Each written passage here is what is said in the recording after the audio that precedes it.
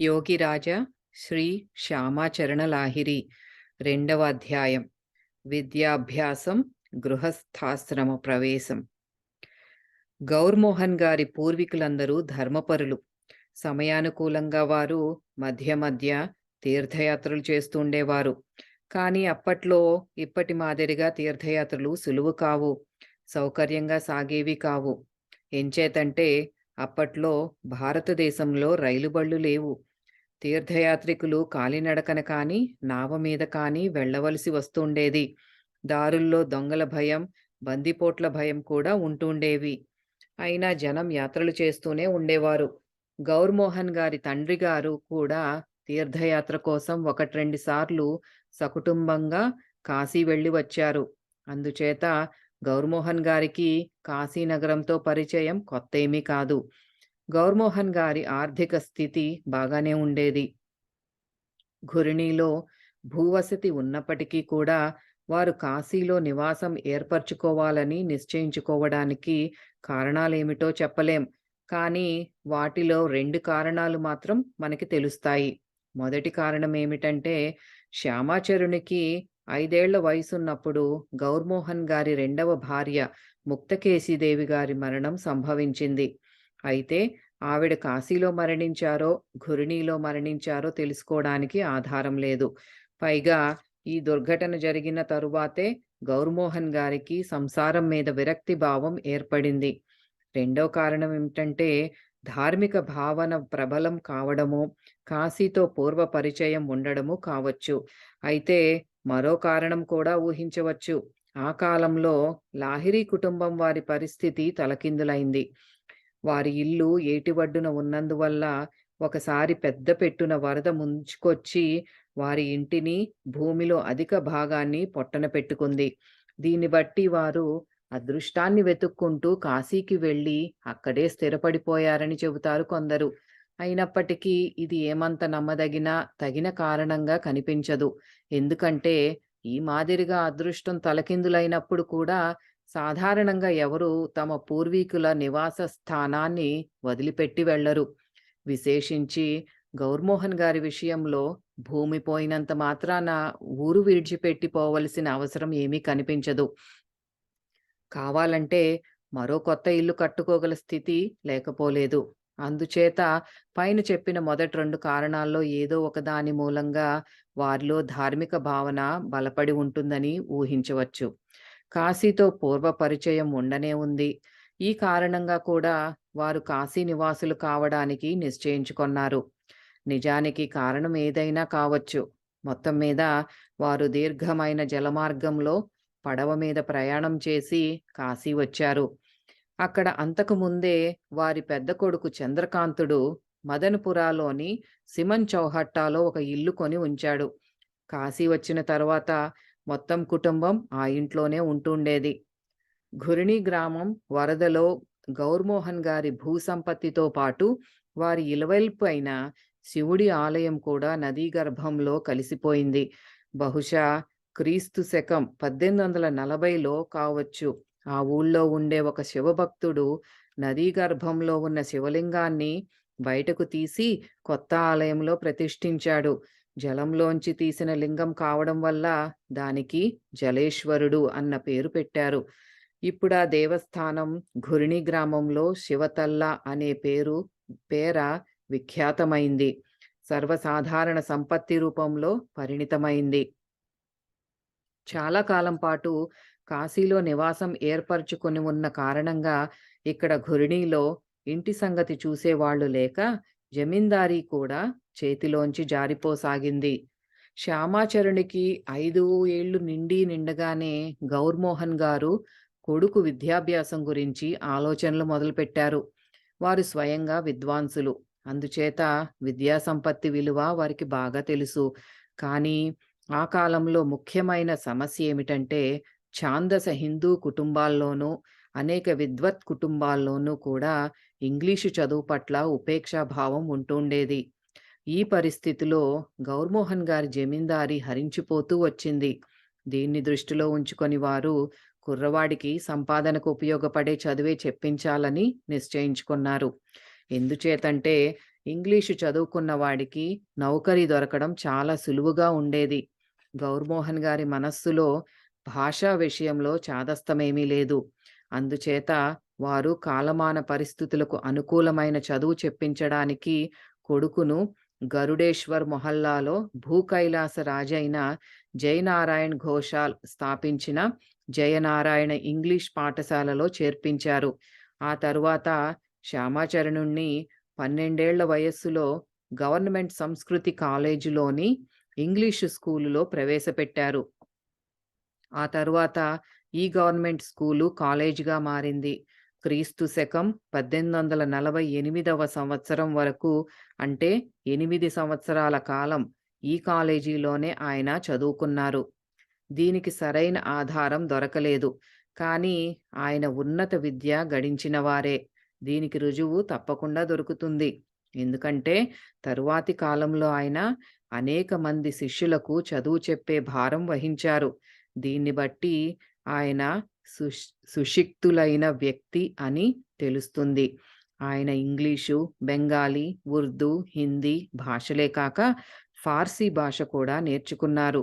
ఇంతే కాకుండా నాగభట్ట అనే మహారాష్ట్ర శాస్త్ర పండితుని సన్నిధిలో సంస్కృతంతో పాటు వేదం, ఉపనిషత్తులు మొదలైన శాస్త్ర గ్రంథాలు, ధార్మిక గ్రంథాలు అధ్యయనం చేశారు. కాలేజీలో చదువుతుండే రోజుల్లోనే 18వ ఏట, అంటే క్రీస్తు శకం 1846లో ఈయనకు పెళ్ళయింది.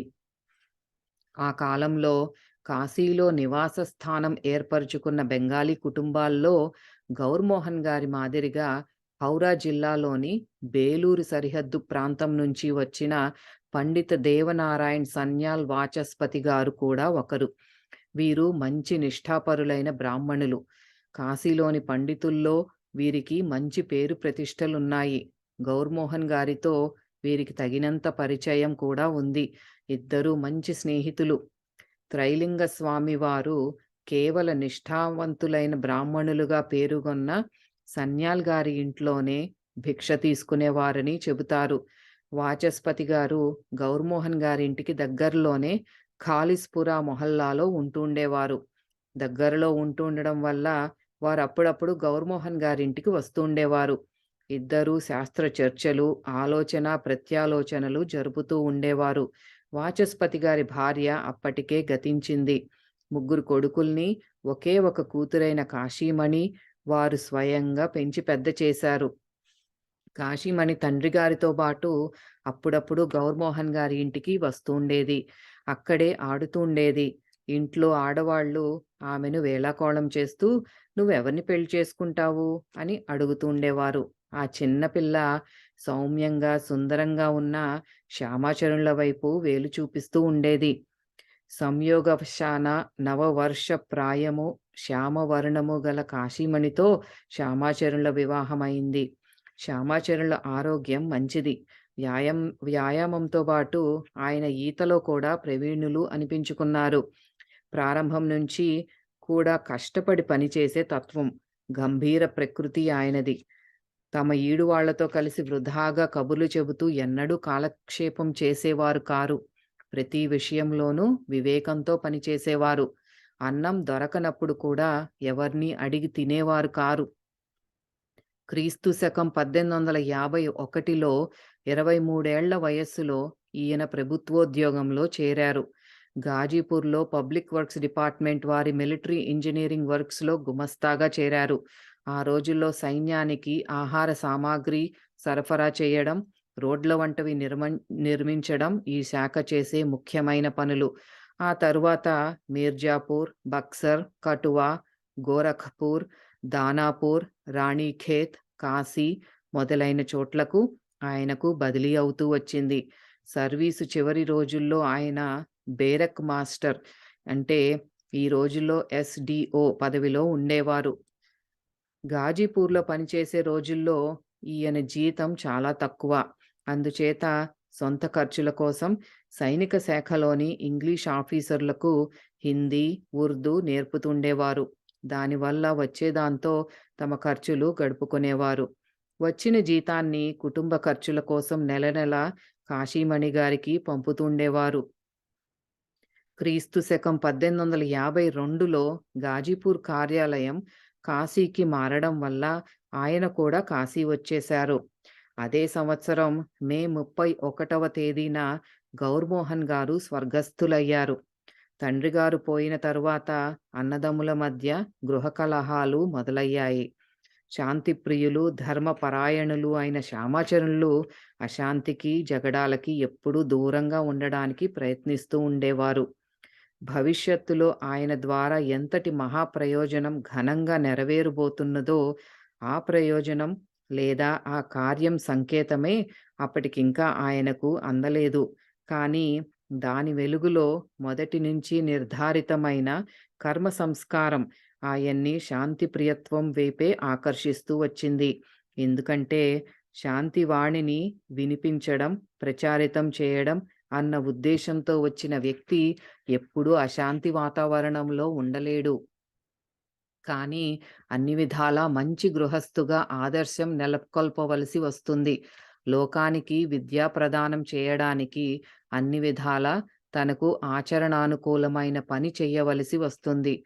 ధర్మం కానీ, ఆలోచన కానీ మొదట నీ జీవితంలో ఆచరణలో పెట్టు. ఆ తర్వాత ఇతరులు దాన్ని ఆచరణలో పెట్టడానికి వారికి శిక్షణ ఇయ్యి అని చెప్పారు మనీషులు. శ్యామాచరణుల జీవితంలో కూడా సామాన్య గృహస్థుల గృహ కలహాల మాదిరిగా వివాదాలు, కలహ ప్రసంగాలు తలెత్తుతూ ఉండేవి. కొంతకాలం పాటు ఇంటి గొడవల్లో సర్దుకుని పోతూనే ఉండి, చివరికి సిమన్ చౌహట్టాలో రెండంతస్తుల భవనంలో ఒక వాటా అద్దెకు తీసుకొని సకుటుంబంగా అక్కడే ఉంటుండేవారు. ఆ కాలంలో సామాన్య వేతనము, గృహ శిక్షకుడు అంటే ట్యూషన్ మాస్టర్‌గా వచ్చే ఆదాయము ఒక మాదిరిగా సాయపడుతుండేవి. ఈ సామాన్య ఆదాయంతోనే ఆయన ఇల్లు నడుస్తుండేది. ఇది కూడా ఆయన లోక శిక్షణ అంటే ప్రజలకు బోధించడం, తర్ఫీదు ఇవ్వడంలో ఒక భాగమే. అంటే పేద గృహస్థుగా ఉంటూనే మెల్లమెల్లగా జీవనాన్ని కూడదీసుకొని సాధనలో అగ్రేసురులు ఎలా అవుతారో నిరూపిస్తున్నారన్నమాట. ఇది కూడా ఆయన లోకశిక్షణలో ఒక ఆదర్శాన్ని నెలకొల్పింది. మహాపురుషుల జీవితాల్లో అలాంటి పూర్తి వ్యక్తి క్రమాలు ఉంటూనే ఉంటాయి. సాధారణ మనుష్యులు చెయ్యలేని పనిని మొదట మహాపురుషులు తమ సాధన క్రమంలో తమ జీవితంలో సాధిస్తారు. లేకపోతే సాధారణ వ్యక్తి వాళ్ళ జీవన దర్శనాన్ని లేదా ఆదర్శాన్ని ఎలా స్వీకరిస్తాడు? గీతలో కూడా శ్రీకృష్ణ భగవానుడు అర్జునుడికి అలాంటి ఉపదేశమే చేశాడు. యద్యదాచరతి శ్రేష్టః తత్తదేవేతరో జనః స యత్ప్రమాణం కురుతే లోకస్తదనువర్తతే. ఇది గీత 3వ అధ్యాయం 21వ శ్లోకం. అంటే శ్రేష్ఠుడైన వ్యక్తి ఏ పని చేస్తాడో ఇతరులు కూడా అదే చేస్తారు. ఆయన ఏ కర్తవ్యం నిర్వహిస్తాడో ప్రజలు కూడా దాన్ని అనుకరిస్తారు. పెళ్ళైన చాలా కాలానికి అంటే సుమారు 16, 17 సంవత్సరాల తర్వాత ఆ అద్దె ఇంట్లోనే క్రీస్తు శకం 1863లో జగన్నాథ దేవుడి స్నాన యాత్రా దినం నాడు వీరి పెద్ద కొడుకు తిన్కోడి లాహిరి పుట్టాడు. శ్యామాచరణుల పత్ని కాశీమణిదేవి అత్యంత శాంత మనస్కురాలు, దయామయి, ఉత్తమ గృహిణి. భర్తగారి ఆర్థిక సంకట స్థితిలో కూడా ఆవిడ చాలా ధైర్యంగా ఇంటి వ్యవహారాలన్నీ నిర్వహించుకుంటూ ఉండేవారు. ఆవిడ తెలివితేటల వల్ల, గృహ నిర్వహణ నైపుణ్యం వల్ల సామాన్యమైన రాబడిలో కూడా కొంత కొంత భాగం కూడబెట్టడానికి వీలవుతూ ఉండేది. క్రీస్తు శకం 1864లో అలా కూడబెట్టిన డబ్బుతోనే గరుడేశ్వర్‌లో ఒక ఇల్లు కొనుక్కొని అందులోనే ఉంటూ వచ్చారు. ఈ 1865లోనే రథయాత్రా దినం నాడు రెండవ కొడుకు దూకోడి లాహిరి పుట్టాడు. మళ్ళీ ఇదే ఇంట్లో క్రీస్తు శకం 1868లో పెద్దమ్మాయి హరిమతి, 1870లో నడిపి అమ్మాయి హరికామిని, క్రీస్తు శకం 1873లో చిన్నమ్మాయి హరిమోహిని పుట్టారు. శ్యామాచరణుల శేష జీవితమంతా ఈ ఇంట్లోనే గడిచింది. కాశీమణిదేవి గారు వృధా కాలక్షేపం ఎప్పుడూ చేసేవారు కారు. ఆవిడలో పాలుమానిక అన్నది ఏ కోశానా లేదు. పొద్దున్న అందరికన్నా ముందు గుమ్మం దగ్గరికి వచ్చిన ముష్టివాళ్లకు స్వయంగా తమ చేతులతో భిక్షం వేస్తూ ఉండేవారు. దరిద్రుల ఇంటికి అంటే లక్ష్మి లేని వారి ఇంటికి ముష్టివాళ్ళు రారని ఆవిడ నమ్మకం. ఇందువల్ల ఎప్పుడైనా ముష్టివాళ్ళు రావడం ఆలస్యమైతే ఆవిడ విచారపడుతూ ఉండేవారు. ఇది ఇలా ఉండగా భర్త గారికి వచ్చే ఆదాయం స్వల్పం కావడం వల్ల ఇంటి పని అంతా ఆవిడే స్వయంగా చేసుకుంటూ ఉండేవారు. ఇంటికి అతిథి అభ్యాగతులను తరచూ తరచుగా వస్తుండేవారు. ఆవిడ స్వయంగా వంట చేసి వాళ్ళ కడుపు నిండా పెట్టి పంపేవారు. ఆ రోజుల్లో ఆడవాళ్ళల్లో ప్రచురంగా ఉన్న ఒక భావం ఏమిటంటే, చదవటం, రాయటం నేర్చిన ఆడవాళ్ళందరూ మరుసటి జన్మలో వేశ్యలై పుడతారని. ఈ విశ్వాసాల కారణం వల్లే కాశీమణిదేవి గారు మనస్సు చదువు వైపు మొగ్గలేదు. కానీ శ్యామాచరణులు స్వయంగా సుశిక్తులు, మంచి సంస్కారపరులు. విద్యను గొప్పగా భావించేవారు. అందుచేత రాత్రిపూట అవకాశం చిక్కినప్పుడల్లా భార్యకు చదవడం, రాయడం నేర్పుతుండేవారు. ఆ తరువాత కాశీమణిదేవి గారు ధార్మిక గ్రంథాలను స్వయంగా చదువుకునే స్థితికి వచ్చారు. ఈ పుణ్యవతి తమ భర్తగారి ద్వారా ప్రదర్శితమైన యోగ మార్గ సాధన ద్వారా దీర్ఘాయువు పొందారు. ఆవిడ కూడా సాధనలో ఉచ్చ స్థాయికి చేరుకోగల సామర్థ్యం ఉన్నవారు. కాశీమణిదేవి గారు 94 సంవత్సరాల వయస్సులో వంగశకం 1337 చైత్రం 11 అంటే ఇంగ్లీషు సంవత్సరం క్రీస్తు శకం 1930లో చైతన్యమయ స్థితిలో పరమపదించారు. శ్యామాచరణుల చాలా పరిశ్రమ చేసే కర్మనిష్టా గరిష్ఠులు. లోక కళ్యాణ సంబంధమైన అన్ని రకాల పనుల్లోనూ వారు తగినంత ఉత్సాహం చూపించేవారు. వారి ప్రయాస పరిశ్రమ వల్ల రామ్ కాళీ చౌధరి, గిరీష్ చంద్రదే, కాశీనాథ్ విశ్వాస్ వంటి కాశీలోని గణనీయులు, సుప్రతిష్ఠులు అయిన వ్యక్తుల సహకారం వల్ల ఒక స్కూలు స్థాపించడం జరిగింది. శ్యామాచరణులు రోజంతా కార్యాలయ విధుల్లో మునిగి ఉండేవారు. అక్కడి నుంచి బయటపడ్డ తర్వాత గృహశిక్షకులుగా పనిచేస్తుండేవారు. ఇంటి పనులు కూడా చూసుకున్న తర్వాత జన కళ్యాణ మూలకమైన అనేకమైన పనుల్లో మునిగి తేలుతుండేవారు. ఈ ప్రకారమైన పరిశ్రమ పరాయణత వల్ల, దృఢచిత్తత వల్ల వారు భవిష్యత్తులో కఠిన యోగాభ్యాస పరిశ్రమ చేసినప్పటికీ అలుపు సొలుపు ఎరుగరు. సంసారంలో ఉంటూనే అంటే గృహస్థ జీవనం గడుపుతూనే దృఢచిత్తతతోనూ సంకల్ప బలంతోనూ సాధన చేసినట్లయితే సిద్ధి పొందవచ్చునన్న సత్యాన్ని వారు జీవితంలో తమ ఆచరణ ద్వారా నిరూపించారు. నాయమాత్మా బలహీనేన లభ్యః అని ఘోషిస్తుంది ముండకోపనిషత్తు. అంటే వీర్యవంతుడైన వాడే ఆత్మజ్ఞాన ప్రాప్తి పొందగలడని అర్థం. శ్యామాచరణుల జీవన దర్శనమే దానికి జీవంతమైన ప్రమాణం. బెంగాలీ టోలాలో స్కూలు స్థాపించిన తర్వాత వీరు ఆ స్కూలుకు కార్యదర్శిగా నియుక్తులయ్యారు. తమ జీవితాంతం వరకు ఆ పదవిలో కొనసాగుతూ పాఠశాలను చక్కగా నిర్వహించారు. సరైన విద్య గడించి జీవితంలో సమ్మానము, ప్రతిష్ట పొందడం అవసరం అన్నది వారి ఇచ్ఛ. అందుచేత వారు స్కూలు అభివృద్ధి కోసం నిరంతరం పాటుపడుతూ ఉండేవారు. స్కూలు విద్యార్థుల చదువు బాగా సాగుతుందో లేదో, లేదా స్కూలు సంపత్తిని సరిగా సంరక్షించడం జరుగుతోందో లేదో కనిపెడుతూ ఉండేవారు. ఇలాంటి వాటి మించి ఆయన చూపు చెదిరిపోలేదు.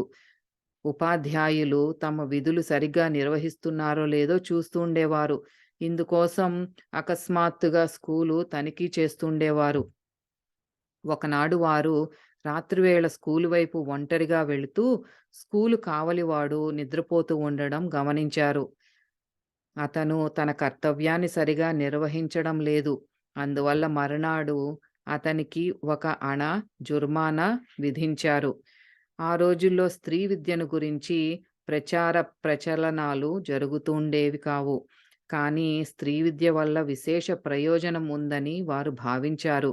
ఈ విషయంలో వారు గణనీయులైన అనేక మంది సహాయంతో బాలికా విద్యాలయం కూడా ఒకటి స్థాపించారు. అయినప్పటికీ సంరక్షకులు తమ ఆడపిల్లలను స్కూలుకు పంపడానికి ఉపేక్షించేవారు. ఈ కారణంగానే ఆ స్కూలు మూతపడింది. క్రీస్తు శకం 1860 మార్చి 24న నేపాల్ మహారాజు తమ నాలుగో కుమారుడైన రాజ్ కుమార్ నరేంద్ర కృష్ణసా అనే ఖాలాకు చదువు చెప్పడానికి యోగిరాజులను గృహశిక్షకులుగా నియమించారు. తరువాత క్రీస్తు శకం 1866 మార్చి 4న నేపాల్ మహారాణి గారికి చదువు చెప్పడానికి నియుక్తులయ్యారు. ఈ ప్రకారంగా వీరు నేపాల్ రాజకుటుంబంలో చాలా కాలం గృహశిక్షకులుగా పనిచేసినట్లు తెలుస్తోంది.